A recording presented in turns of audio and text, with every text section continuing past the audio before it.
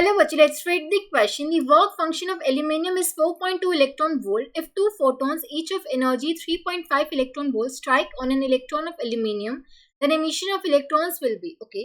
So question देखा है कि एल्यूमिनियम का जो वर्क फंक्शन आपको दे रखा है, एल्यूमिनियम का वर्क फंक्शन आपको दिया है 4.2 इलेक्ट्रॉन वोल्ट.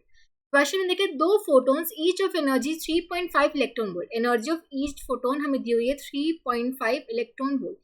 ठीक है. They strike on an electron of aluminium. हमें पता नहीं कि इमिशन ऑफ इलेक्ट्रॉन क्या पॉसिबल होगा या नहीं होगा. अब देखो हमें पता है कि जो इजेक्शन ऑफ फोटो इलेक्ट्रॉन्स होता है तभी पॉसिबल होता है जब हमारा जो एनर्जी ऑफ इंसिडेंट फोटोन वो ग्रेटर हो वर्क फंक्शन.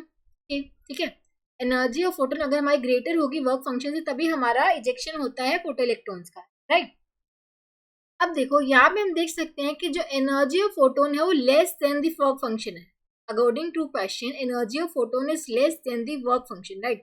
अब देखो चाहे दो फोटोन्स भी स्ट्राइक कर रहे होंगे, जब वो कोलाइड करेंगे ऐसा नहीं कि इन दोनों की एनर्जी ऐड हो जाएगी और वो ऐड होके वर्क फंक्शन ज्यादा होगी तो फोटो इलेक्ट्रॉन्स इजेक्ट हो जाएंगे. नहीं, यहाँ पे energy of each photon should be greater than the work function of the metal. ठीक है. तभी हमारा फोटो इलेक्ट्रॉन इजेक्शन पॉसिबल हो पाएगा. ठीक है. यहाँ पे हम देख सकते हैं कि एनर्जी ऑफ ईच फोटोन हमारी less than the work function है तो यहाँ पे फोटो इलेक्ट्रॉन का इमिशन पॉसिबल नहीं होगा. ठीक है. इजेक्शन फोटो इलेक्ट्रॉन इमिशन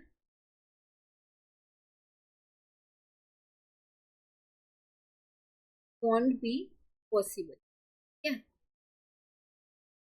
ये पॉसिबल नहीं होगा, नॉट पॉसिबल. सो हम बोल सकते हैं option B would be the correct answer because यहाँ पे हम देख सकते हैं energy of each photon is less than the work function. ठीक है. तो यहाँ पे हमारा photo electron possible emission possible नहीं होगा, इस केस में पॉसिबल होता. ठीक है.